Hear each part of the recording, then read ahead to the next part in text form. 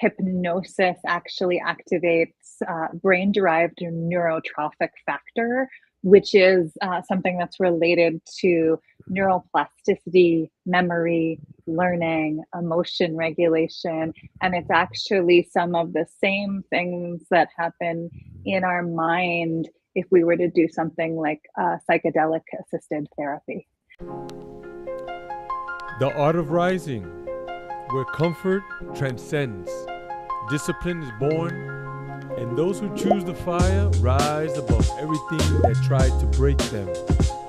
Step in, step up. Greetings and welcome to the Art of Rising, where we are exploring transformation, leadership, and conscious visionaries changing the planet. I have the honor to sit with a powerful sister here, and she has some tremendous jewels to share with us. So please stay with us, tap in. Sister, welcome to the show. Please introduce yourself and let us know a little bit about you. Thanks so much. It's great to be here. We've already been having fun connecting just in the first couple of minutes here, so I'm looking forward to it. My name is Juliana Sloane. I am a hypnotherapist, a Buddhist meditation teacher, and a coach for the unconscious mind.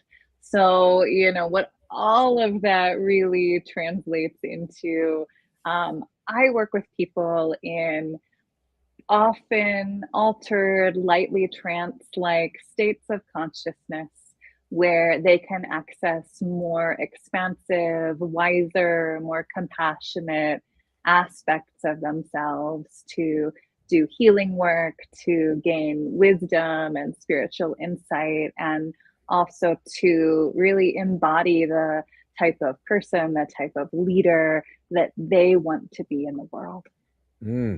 Excellent. That's super powerful. And it fascinates me about this because I know that there's so much going on behind the scenes that we just don't know. We think it's just this, and it's not. There's so much going on. This seems to be like the conduit for some sort of reality that we're experiencing on the outside, but there's so much going on inside.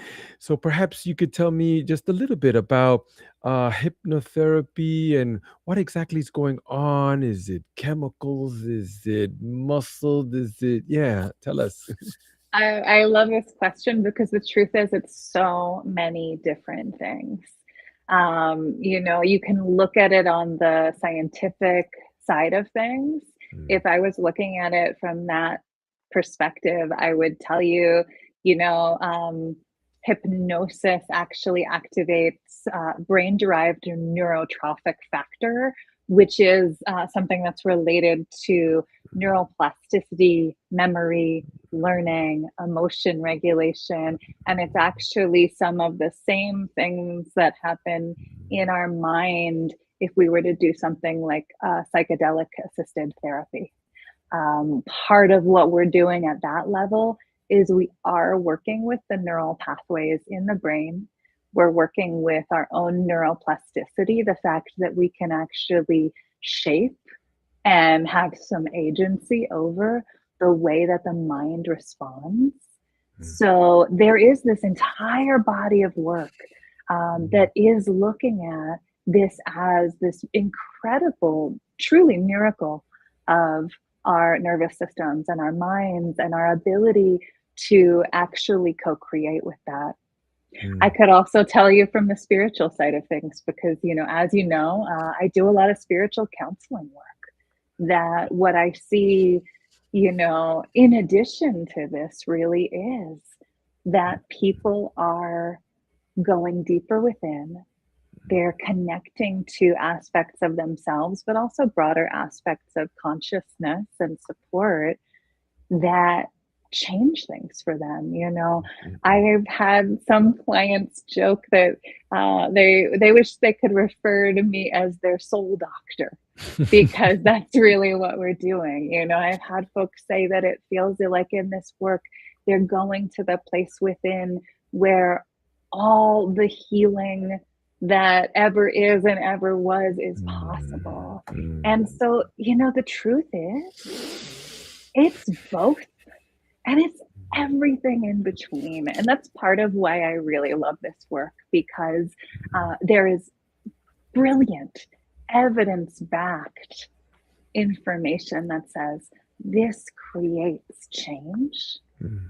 And then there are also these lived anecdotal experiences of people that I've witnessed and experienced myself over and over and over, that also speaks to the way that it feels like there's something much bigger going on alongside working with our neuroplasticity and changing the way that the mind moves, that both of those things can be in a dance.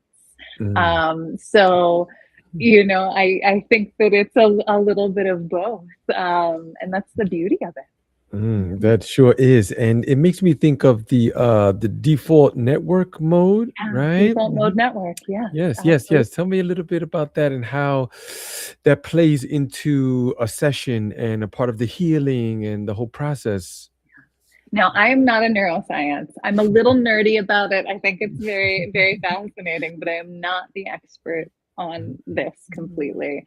But what I will speak to that, when we're thinking about whether it's the default mode network, this brain derived neurotrophic factor, or something else, what we really are doing is shifting the way that the mind is moving in that moment. We're working with different types of brain states. I know actually one time I had one of those Muse headbands that someone had gifted me to see what's happening in the brain. It's like a little mini EEG sort of thing. Mhm. What happens when I'm meditating versus what happens when I'm in a hypnotic trance-like state. For this, little personal experiment, I did a shamanic journey, and what was fascinating to see, even in that, was when I was doing traditional mindfulness meditation, which I am a huge fan of, I teach, I think it's really important. So, this is not to discount that. But what was interesting there was the little spikes in brain activity there. It would go up and it would go down and it would stay calm for a while and then go up again.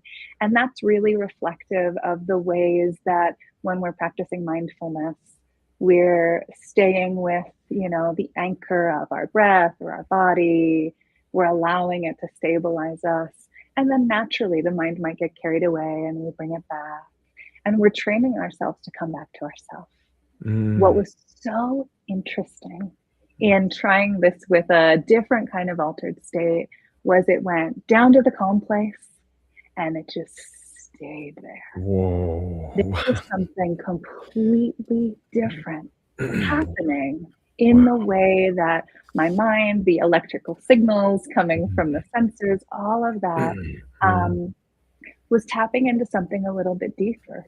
And it Mm. doesn't necessarily mean better or worse, but Mm. it means that there's a point of access there that can support something that is very useful. Mm.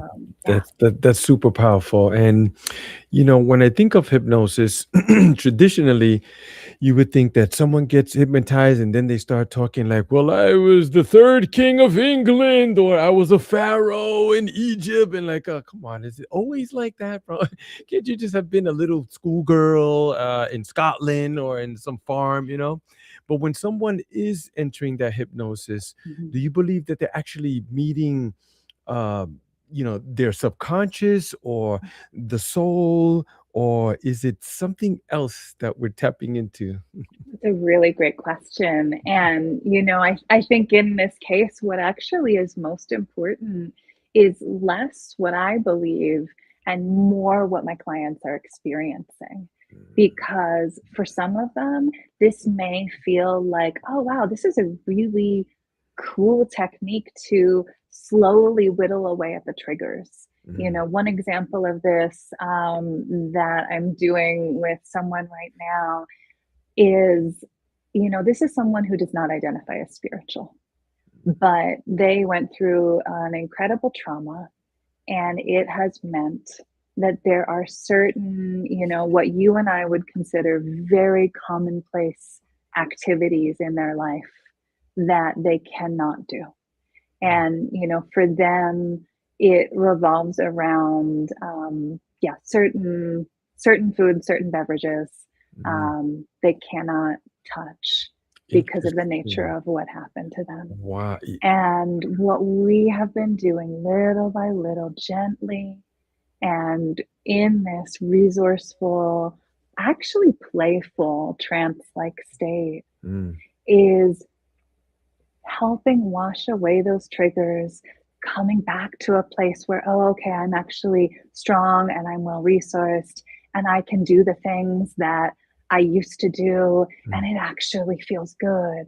And mm, then bringing it back and allowing that new learning, that mm, new understanding to influence this old pattern that got stuck because of the mm, trauma.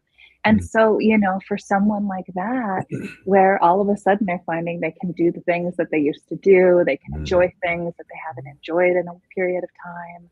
mhm, Um, mm, for them, it may be, oh, yeah, I'm going into my brain mm, and I'm rearranging the furniture.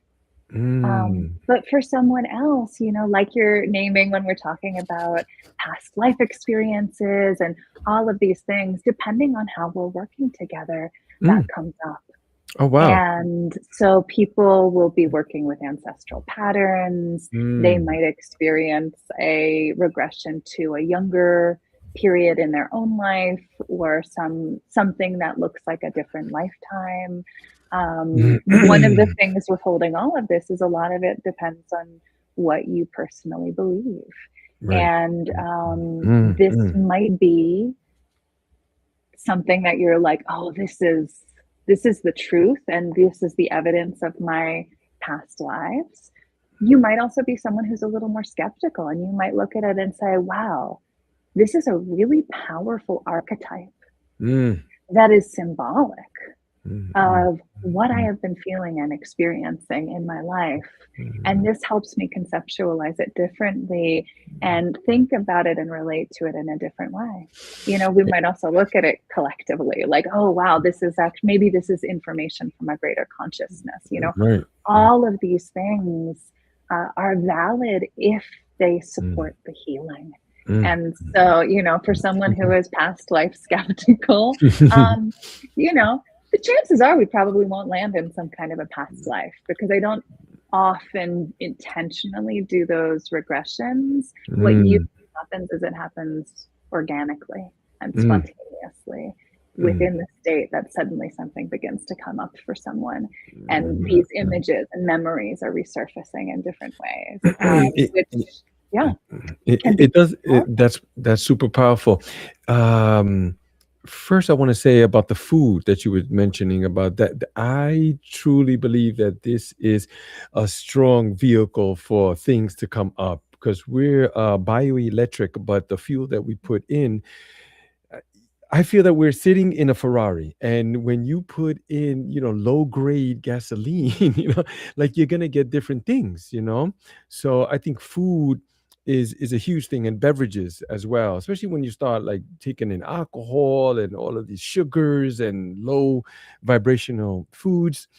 Like for myself too, if I eat something very spicy, then I sleep, like, oh man, it's a terrible thing, right? Because it's just my body reacting and resurfacing some of these old things, like whatever they are, and they start, so it's a little rough.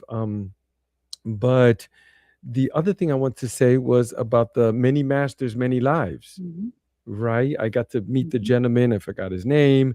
Went to a seminar, and he was speaking about this hypnosis thing. That things just started coming up, and I read the book and gifted it many times, and super super fascinating. But what do you think is the biggest illusion that people carry? That narrative, that you have to dismantle before you start changing things or getting on the right path. That's a great question. And I think, it depends on the person. For some people, the first thing to dismantle is the belief that this can't change. A Mm, lot of the time when people come to me, it's after they've already done talk therapy. mm, It's after they feel like they've given it their best effort and the pattern keeps on continuing. And so usually people show up and they say, I feel so stuck with it. I feel like I've been talking about it forever and something needs to change. And so part of what we're doing first and foremost is bringing in this understanding that it is possible for the mind to change, for the heart to change, for these patterns that seem totally intractable to finally shift and offer us some relief. So I would say that that's a really big one that needs to happen first. And part of that in working through altered states is by people experiencing the altered state themselves and getting to experience an embodied, visceral sense of a different kind of imagination and creativity and agency and possibility. And often that opens a doorway to realizing that we're much more powerful when it comes to creating shift and change in our life than we thought we were. Yeah, I do believe that wholeheartedly. Yeah, but we get stuck, right, in that narrative, like that story. I think it's Bruce Lipton talks about the subconscious, where there's a record playing in the back, and you don't even know it. Why? It's because it's been playing there so long. Yeah, It's kind of like when you ask the fish about the water, right? He goes, "What exactly. water? What are you talking about?" So I can see some of these deeper things need to be dismantled and people being open to it. Because as myself, I went through some deeper traumas also, but it was only when I was willing to do anything. I was willing to do just about anything just to get free from that. And I see that people are coming to you with that, as well as plant medicine too, right? Because I see that you do a bit of that. Is that sort of like the integration part? Yes. So I support people in preparing for and or integrating plant medicine. So I don't offer plant medicine ceremonies myself. I leave that to the Yeah, yeah. trained guides and professionals that have been doing it and been brought into the lineages and the training that's often most necessary. But what I have found in my work is that because we're already working in an altered state, it allows people, especially people who are feeling a little scared, a little nervous, a little unsure about going into either a ceremony or a psychedelic assisted therapy session, it helps them gain a facility of working in unknown states of consciousness and venturing into this sort of unknown terrain of the mind and psyche. And by the time they go into the plant medicine session, they know already from their own experiences that they have the capacity to meet and work with what comes up. So that's on the beginning end of things. And then in terms of integration, as you probably know, when it comes to plant medicine and psychedelics, it is such a powerful experience. But that often means for people that it feels like they're just drinking from the fire hose and it's everything all at once, so much to take in. And so the integration piece really is, can we take the important moments in that ceremony or in that session and go back into the altered state and continue to work with that experience and that information and that understanding to continue to grow and learn from it so that it's not just, a kind of one shot deal. You go back to your life and Excuse me. nothing changes. Right. For myself, that was one of the things that I was alluding to a little earlier, that I was trying everything. I tried silent retreat, ashram, therapy, just about anything, belief systems, AA meetings. Like, I just couldn't turn the wheel, but I wanted it so bad. Like, I would go back into it and kind of convince myself, like, oh, you're all right. This is just how you are. And I tried to convince myself, but there was something in the background, like, no, this is not it. You shouldn't be living like this. You're not happy inherently. And then I found something on the internet called ayahuasca, and me and my wife, we studied it for a year, and then we finally did go. But then when we came back, it seemed like I was just more troubled. then I went over there and I experienced that medicine 3 times. And then I found out about the integration part and how important that is, because you're right. It's like drinking from the fire hydrant, man. It's all of this information. I don't even know what half of it meant. But as I started figuring it out on my own, I started to see that there are bits and pieces here that I can use. And then with the group that I met, we kind of helped each other kind of piece everything together. But it was difficult, and I could see the work that you're doing. It's super, super powerful. But is there anyone that you've ever met that come in and go, yeah, I'm doing this, I'm gonna do this thing, and could you help me out? And then after you sit with them, you'd be like, I don't think you should do that. It happens every now and then. Absolutely. I think it's very important when we're stepping into some kind of very big medicine, whether that's ayahuasca or ketamine assisted therapy or psilocybin, whatever it is. There can be people who are seeking it as a quick fix. There can also be people who, for medical, psychological, physiological reasons, it's not the right time. Mm, I work with a lot of people with chronic illness.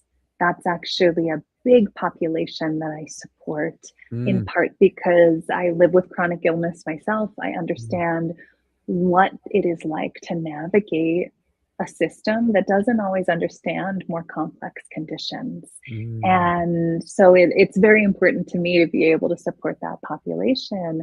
And especially when I'm speaking with someone either who has a complex chronic illness or a psychiatric condition, it's very important to mm, be incredibly thoughtful and intentional and talk to medical doctors if they feel uncertain if that their body would respond well, mm, talk to their psychiatrists if they're mm, seeing a psychiatrist for a diagnosed condition. There's a lot of respect that we need to bring into the power of these medicines. And mm, part of that also, of course, is being really intentional about where and how someone is going into ceremony or therapy if they want. mm, One of the things that has just been mind blowing for me has been hearing about some of the ketamine clinics that have popped up over the US, mhm. that they put you in a room by yourself with no support available, and they just let you do your thing. And that's not responsible. It's not Mm, ethical. mhm, There's a mhm, holding that needs to happen here. mm, And mm, so I think that holding is something that needs to happen in the mm, beginning, at the discernment process, mm, in the middle while you're in ceremony or in a mm. journey, and then afterwards as you're learning to integrate it into your life. I'm so glad to hear that you found a good group of people that you could support each other in that, because Mhm, it is a lot to just send someone back out into the world mhm. after something like that without much information on integration. It was a long it was a long one. It was long. In the beginning, it's very, very tough, because you get to see and experience and feel things that do not fit into this world. We just think like, oh, I'll just take it and I'll just go back to work. Like, and then, you always hear these stories where people quit their jobs, or, they sell their home, they give it away to the shaman, and they, travel the world as much as they could or something like that. So we always suggest that don't make any big decisions for at least the first year. Let it sit in a little bit. But there was something earlier that you mentioned about these clinics, right? And I've seen some of them popping up too. They look so aesthetic, like an office, like I'm gonna get, my teeth drilled filling, and like, wow, it's like, there's so much ancestral information that needs to be there too in the conversation, in my opinion. So when you do work with people, do you bring some of that in too? Like, when you are helping people with hypnotherapy, or Is there any part that the ancestral narrative comes in? Absolutely. I think one of the places where this comes in the most is understanding that when we're working hypnotherapeutically, a lot of the time we are working with ancestral patterns that have been passed down generation to generation to generation. There are so many beliefs and traits and things that we think are baked into who we are, what we want, what's possible, that often are linked going back generations and generations. So oftentimes this will come up, people will start to see, oh, the way that I take on responsibility for things that are not mine and the way that it feels crushing and exhausting Mm, is similar to the way that my mother took on responsibility for holding and supporting her family and her siblings, and is similar to the way that her mother or her grandmother took it on. And it often does flow in mm, that mm, kind of a lineage line pattern. And so part of what often happens is this deep inquiry into how do we reconcile with wanting to be loved by and belong to our family, if mm, that's where we're at, mm, which, some people are estranged, and there's a whole piece that we work with and unravel there into supporting their heart in that mm, mm, separation. mm, But mm, how do I reconcile wanting to be connected and belong to my family, which I think all of us innately yearn for? mhm, And then how do I step out of the patterns that are actually not serving me and probably didn't serve my ancestors before me? A mm, lot of the time, we take on maladaptive coping strategies that never helped anyone, but it was the only option that seemed available. And I think, in healing that for ourselves, we are also opening up some possibility for healing that is beyond ourselves, mm, even if mm, mm, I don't tend to work with people in offering that healing to ancestors, because I do believe that it's really important we work with the person who's here and now, right, and that there's a level of consent also that's there. right, right, It's right. very important to have that consent. You speak about the pain, and I was thinking about that, and it just came to me about in some cultures, I know in Peru, some tribes, they believe that pain and sickness is nothing but energy that gets stuck somewhere. So do you feel that, and do you see that, and have you ever seen something be released like in real time, when you address certain Absolutely. things? Yeah, definitely. There's, with all of this, whether it's meditation or hypnosis or shamanic journey work, there's such a large energetic component here. And oftentimes, however we conceive of that, whether it's letting go of a limiting belief or letting go of an energetic block or something that we sort of picked up along the way and have been carrying, even though it doesn't even belong to us, there's Mm, always energy exchange in our life. I mean, we feel that when we walk into a room and there's somebody who is just in a terrible mood and it starts to sort of leak into everybody mm, else. mm, We know that emotion and energy, in some ways, it carries through in a very profound way.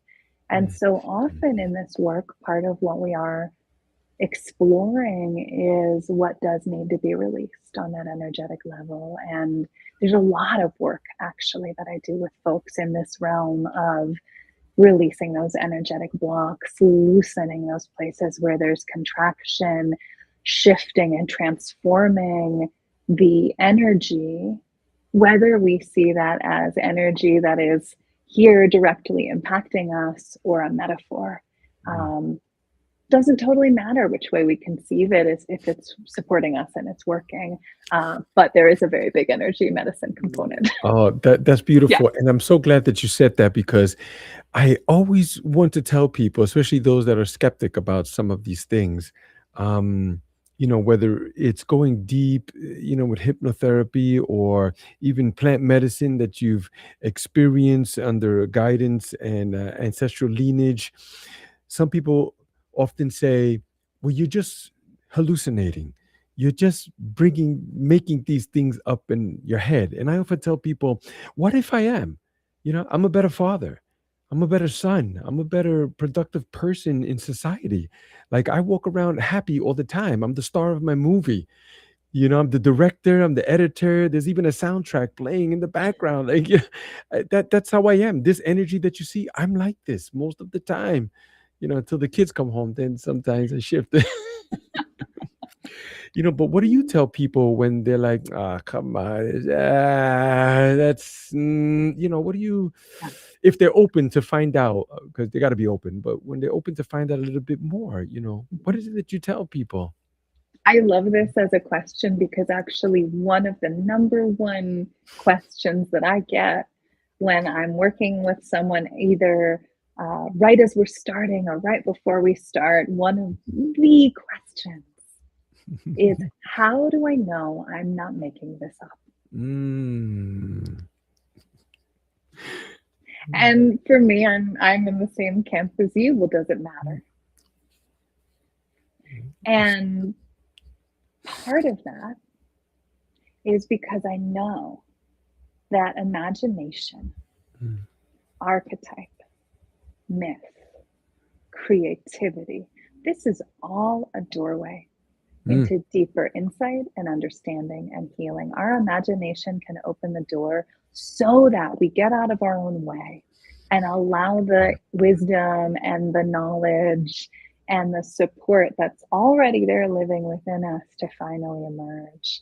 And so I often will actually encourage people, hey, if it feels like you're imagining at first, that's awesome, because we're using the imagination as a tool, and that's going to get us somewhere. It Mm. is so powerful, and we tend to discredit it. Mm. As humans, we do have this incredible creative capacity. We can create something out of nothing. Mm. We can make art, we can write, we can create music. Mm. We Mm. made all that up, Right. and it's a pretty big deal.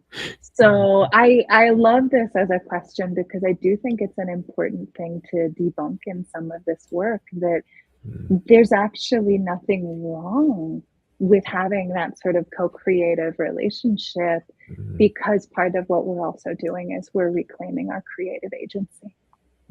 That is powerful. I love it. Like Einstein is one of the guys who mentioned about imagination. Like that's the preview of everything that's going on, and we need to be still. And I do want to speak about the meditation and Buddhism and those type of beliefs. But before we do, I was wondering if you could tell me about the fear, right? Because fear is in these altered states, they usually collapse, right? But perhaps what could you tell me about fear? What does that say about our waking life? You know? Yeah, great question. And so often, actually, because I do work with a lot of people with trauma, with anxiety, with phobia, with chronic stress, fear is big. Fear is a significant thing that we work with. Mm. And you're right. One of the things that I've seen to be most healing with people that I work with is we go into a different state and they're able to experience on an embodied, full, vibrant level their sense of trust in themselves, their sense of resilience, their ability to see the big picture and know that there's more than just this fear that feels so overwhelming. And there are so many techniques that we can use to Mm. help that fear become right sized. And so, in some ways, part of what we're doing is we are touching into this more vast more expansive, wise consciousness, which, sometimes some systems of belief, and this is something that's touched on in Buddhist thought too, is this idea of an ultimate reality, that sort of expansive, loving, wise, compassionate, often fearless knowing, and then the mundane. Mm, And the mundane is where a lot of the time that fear lies. And the mm, thing is, that fear, it's real. mm, We are vulnerable beings. We're in these tender, fragile human bodies. We don't have, scales or armor. We're very soft. And that experience of being a vulnerable, fragile human who, most of us, if not all of us, truly, we have been through things and we have experienced real and legitimate fear. mm, And so part of this really is the dance between these two worlds. How mm, do I, over time, with great care, bring some of that expansive, fearless, loving, compassionate sense of things into greater partnership and harmony with mm. the fragile, vulnerable human nervous system that opens our email inbox, and that email feels like a, pack of raging bulls charging at us. And so it really is, can we honor both of those, and can we little by little with great care bring more love and more space and more Mm. equanimity into the places where there are fear, so that we can actually meet the experience of being human in a way that is more supportive to us.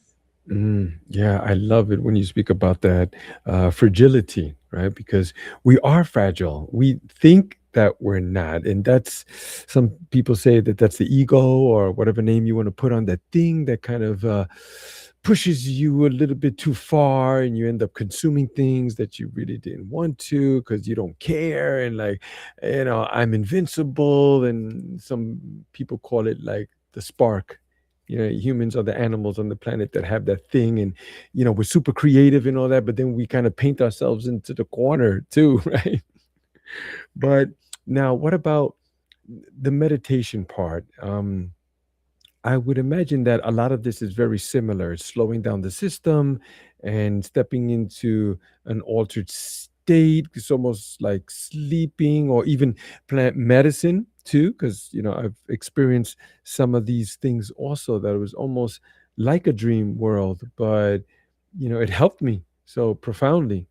And then I also would add that there is some iconography or art that is extremely similar to those who meditate like for a long time.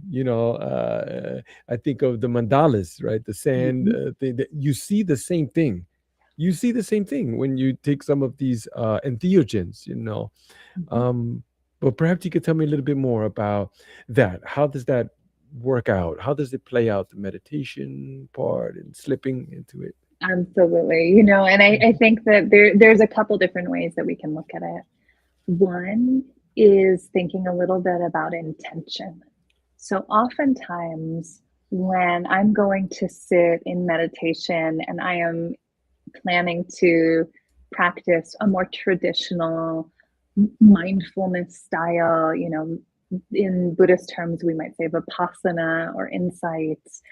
When the plan is to sit like that, the intention really is to sit, to allow the mind and body to become settled and more concentrated, to stay often with some kind of an anchor for our awareness. Often it's the breath or the body or sound in the room, and to be a caring, patient Mm, witness to what arises and passes. And the intent there is understanding that by getting settled, by getting concentrated, by practicing in this way, that not only will we calm the mind and the body, but naturally insight will arise. As thoughts arise and pass, we see that they're insubstantial. as sensation in the body maybe gets tingly or different and then changes, we start to see, oh, wow, experience is impermanent. Mm, So there's a lot of insight that can happen in these forms of meditation. mm, When we shift into journey work or hypnosis, the intention is a little different. So the intention there, again, it's to drop into this calmer, focused mm, state, mm, but it's to open up this altered space of consciousness where we can address a particular issue, where we can work with something energetic in the body, where we can ask guides for teachings or for support. So the intention is a little bit different. But to also speak to what you're naming about the fact that, well, you see these mandalas and then you go on a plant medicine journey, and boy, there's some similar things going on. Part of what actually got me very interested in hypnosis and in shamanic work was that at that point, I had already been deep in the Buddhist world, and I was sitting a lot of silent meditation retreats, and especially on the longer retreats, a few weeks or a couple months, and you're in silence for a very profound amount of time, and you're doing deep meditative work. You're right, naturally, some of these same things would arise. mm, And so part of my inclination to go in this direction of learning more was that I wanted to be able to work more skillfully with mm, the non-ordinary states that were arising, the visionary type experiences that were arising in meditation when you get very collected, very settled, very focused, and things start to drop away. mm, mm, And, these days I actually work with a lot of people who are meditators who are having these kind of profound experiences on retreats and want to be able to integrate those more fully also. Because mm. the truth is, with a lot of this altered state work, with hypnosis, with shamanic journey work, it's a lot like plant medicine in slow motion. It's a lot, and it's funny because I do think in some ways it's like plant medicine in slow motion. So you're getting the more manageable, slow Mm, paced dose of that. mm, But it also to me feels like getting some of the mind state and the clarity and insight from a couple weeks of silent retreat mm. in an hour of a session. Wow. And so it is something that allows people to bring some of this depth that Mm, they might get on a retreat or in a ceremony mm, mm, into their day-to-day life, to be able to say, okay, I may not have a week to go travel to Peru, but I mm. definitely have 4 p.m. every Tuesday for the next few weeks Right, and can right, do something about that. right, right, So right. that Yeah, that's part of it too. that's incredible. My meditation, I try to make it a non-negotiable, and I try to become very disciplined with it, and it has helped me a great deal. I mean, in the beginning, my day would go by, and then I'd be like, "Wow, I just feel amazing. Like, why?" And then I started thinking, I was like, "Oh, I meditated this morning. That's why my day is amazing. I'm seeing all kinds of things coming my way." So I always recommend meditation because it's an ancient practice, and we usually say, when you pray, you talk to God, and when you meditate, well, you're listening to God because you have to be quiet, because I can't talk to you if you're talking. You see? But if you're silent, I give you the message nice and clear, the more quiet you are, and then in my meditation sessions, I started noticing that I was getting like all these downloads, like great information that was helping me during the day that I wouldn't normally think of. I think it was Einstein again. He said, "Why do all of my great ideas come in the shower?" Right? It's like, yeah, because you're quiet. You're alone in the bathroom. So Absolutely. that's a great thing. I also feel that many of these words that you use, that we all use, are just the same thing, but with a different word to it. You could call it, whatever you want, meditation or just sitting silently.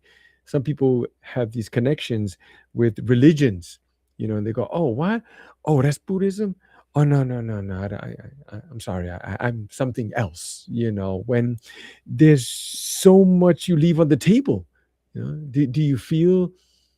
Or I'm sure you've seen people like that come to you and be like, "Ah, nah, I don't believe in that," or something like that. It's a great question. And I actually haven't had that experience, Mm, partly because I think, one, I'm sure that there's a self-selecting group of people who are coming to me.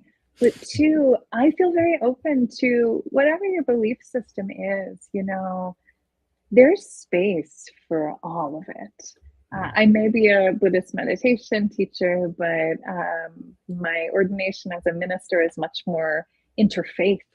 I mm, went to a Quaker college and studied religion there and studied all kinds of world religions. So when it comes to different theologies and belief systems, mm, to me, my greatest sense is, if that's where we're starting and the language that you need to be speaking in to make meaning of this, it's a cultural lens. mm, Religion is a path, but it's also a culture. And mm, so with any religion, whether that be, Buddhism that I feel aligned with, or something else that maybe is not my own life experience, no matter what, we're also going to have to dismantle some of the places where there's a cultural overlay that maybe isn't supporting us. And mm, I've certainly contended with that in the own traditions that I practice in. They are beautiful and so supportive and helpful. mm, And like anything, there are overlays of patriarchy or colonialism or different things like that too, that just get woven into the fabric by the mm, nature of who mm, is translating texts, mm, who is deciding what's in a canon. mm, If mm, you look into the New Testament, this is a total tangent, but if you look into the New Testament and you start mm, looking at, well, what are some of the gospels that didn't make it in as the mm. canon, you will find all kinds of wild stuff that is dated at the exact same time. Yep. And it goes the same for any religious belief system. So, Mhm, really, mhm, I think it's important that you start where you are mhm, and you take what supports you. You mhm, take what makes you a kinder person, mhm, what helps you be more compassionate towards yourself and others, mhm, what helps ease your suffering, what mhm, helps mhm, you ease the suffering of the world. mhm. And the other stuff you just got to put to the side. Right. We usually tell people, if you find the guy who tells you, this is the shoe for you, it fits everybody, stay away from that guy. All shoes don't fit everybody. But when people do leave you and they're somehow transformed, what do you think has happened? Is it the story that they changed, or their nervous system, or their relationship to consciousness itself, or is it a little bit of everything? I think it's a little bit of everything, honestly. Mm, And some of that is how people conceptualize it for themselves. But I do think part of the beauty of this kind of work is that it is always working on multiple different levels, where there's physiological things that are happening, like cortisol is lowering, the mm, body's stress response is changing, the vagus nerve is getting activated. So there are physiological things happening. But then you go to these deeper and deeper and deeper layers, or wider and wider and wider layers. And, I've had people say, my entire concept of my worthiness and value as a person in this world is different. I mm, feel like mm, that falls a lot of the time under the category of story. mm, We finally get to change the story we've been telling about whether we matter or not. And then other people who feel like this has deepened their connection to something much bigger than themselves, much more like mm, mm, the vastness and luminosity of consciousness. mm, And what I love is that usually, if we work together for long enough, you get to have all three. That's beautiful. That's amazing. I love it. My old man was a practicing Buddhist, and he taught me so much. He taught me a lot of bad things in the beginning, but as he got older, he was steady there in the temple, and wow, we used to have these long talks about karma and like why I have some of these ideas, just trying to figure things out, and him too, like, hey, I could only tell you what they taught me or showed me or something, and he was very open like that, and has helped me, you know um and I've also done these silent retreats too, like I Mhm. mentioned before. And I think it was like a 3 or 4 day, just 3 or 4 days, like total Beautiful. silence. Like you eat in silence, you walk in silence. The Samu work, right? Because we went to a Zen Buddhism Mhm. temple, so it's Japanese, and Mhm. they could be a little militant, like, but that's the point of it. Like your meditation, focus here on cleaning the floor, and so I remember the first time we went, me and my wife, we took a bus in Port Authority and then drove to PA, and then they drove us to the temple, and then we did the reverse coming back. And when we got off at Times Square, Port Authority, Oh after no. not talking and not seeing nothing but trees and meditation and all that, it was an overload of sensory. Yeah, Yes, it was quite profound. absolutely. I can't imagine, like, a month or more. It, You you know, um, I will tell you, and you know this well when you're in an environment like that, and the structure can be so supportive because you don't have to think about time. You don't have to think about where you're going next or what happens. You just know there's a routine and you stay with the routine, and it can be like there's an incredible weight lifted just by virtue of that. I know for me, I have this vivid memory of coming back I'd taken a leave of absence from my job. I was working in a leadership position at a nonprofit organization, and they were extremely generous to me to allow me to take a couple months leave of absence to go do this. And I came back, and I was kind of second in charge of this organization. And so my boss was the person who ran the whole place. And I just remember she kept on coming up to me and finding me at my desk, staring at the Google Calendar and all the different tasks and all the different meetings and appointments, just trying to wrap my mind again around the Wow. busyness and the time management of being in this world. Wow. And, it really is a lot to come back from those deep places and re enter the world. And I think we see the good and the bad. We see the excitement at getting to finally talk to people, the effervescence and joy when a silent retreat is over and people who've been sitting together for a period of time get to connect and say, "Oh, I saw you there on the other side of the hall, and I just was seeing your beautiful, shawl that you'd wrapped around yourself, and it's so pretty. And I just wanted to tell you, it's often there's this loving connection and this excitement. Right. And then, of course, we go back into the world and we start to see how intense our Yeah. day to day life actually is. And I think also part of what that invites us into is a deeper sense of compassion for ourselves, that it may seem like boring old everyday life, but boy, there's a lot going on. Yeah, Yeah. it's true. It is true. Wow, that's amazing. Your journey and all that you're doing is quite incredible. And we're coming up on the hour. Perhaps you can tell us where people can find you if they're interested in other projects and events that are taking place as well. Yeah, absolutely. My website is julianasloane.com, pretty simple. And there you'll find links to get a free consultation if you're interested in learning about working together one on one. There's also meditation classes, events, retreats that are coming up all throughout this next year. And there's a spot to sign up for my newsletter. I often send out resources, guided meditations, upcoming Mm, events. So I mm. would love to invite folks to hop over there if you're interested and join me for something. Of course, of course. And where are you located again? I'm in Santa Fe, New Mexico, but That's right. all the work that I do essentially is virtual. So I actually work Mm. with people as far away as Hong Kong and Australia. I Mhm. love that. I love that. That's beautiful. Thank you for your time. Thank you for your Thank energy and all the you. information. So much I fun to be appreciate with it. you Of course, of today. course. Thank you. Let's do it again soon. How's that? Sounds really All good. right. Okay. Stay right there, Julianne.